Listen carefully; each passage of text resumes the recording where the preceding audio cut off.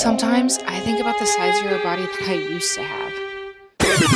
But then I remember, now I eat what I want, actually enjoy my life, and celebrate my size 10 curves, cellulite and all. Before, treats like cookies, chocolate, cake were totally off limits. Now, I have them almost every day because I never want to feel like how I did as her again.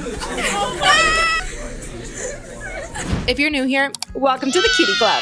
I'm Lee, your self-love big sis, keeping it real about body stuff, confidence, and all the weird, messy, beautiful things about being a girl.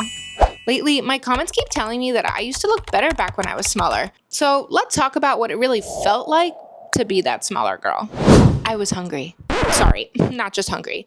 I was starving. I'd lie in bed until like 2 a.m. scrolling through food accounts, torturing myself with pictures. The only thing that I looked forward to during months of dieting was the pink frosted sugar cookie that I would have at the end of it all. I was exhausted. I was eating enough calories to sustain a 2-year-old while working out from 1 to 4 hours a day. I literally wouldn't get out of bed unless it was to go to the gym or class. That's not dedication. That's self-destruction. I was stinky. Like I said, I wouldn't do anything but go to gym or class. So that doesn't include getting in the shower. I wouldn't shower in between gym sessions because I knew I was just going back later that day or first thing next morning. I thought, might as well just stay sweaty because I'm about to get sweaty again.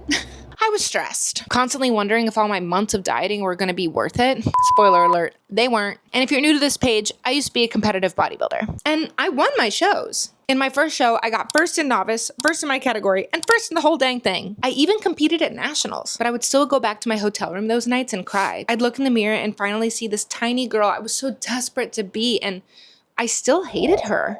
I was angry. I was always angry. Here I was, known as the happy-go-lucky, friendly face on campus, walking around with a permanent scowl on. If anyone ever mentioned food, I'd snap. Hey, what are you eating? Felt like a personal attack. Like they were taunting me for what I couldn't eat. And I'd find any reason to give people the cold shoulder. I was self-righteous. Because being smaller obviously makes you better, right?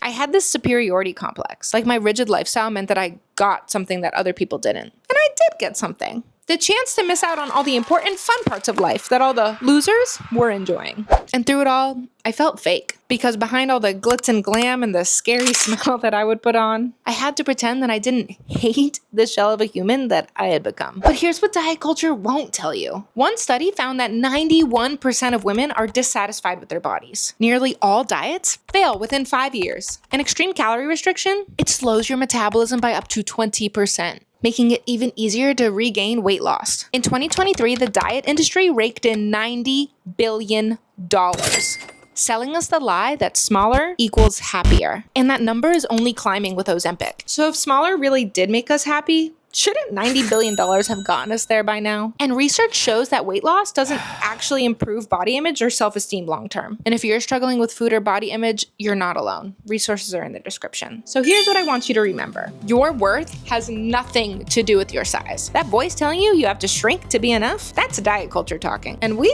are done listening to that nonsense. Your body is not a before photo waiting for an after. Your body is your home. Treat her with love, respect, and joy, exactly how she is. Stop waiting for someday to live your life. Eat the cake, wear the outfit, take up space. You are allowed to exist joyfully.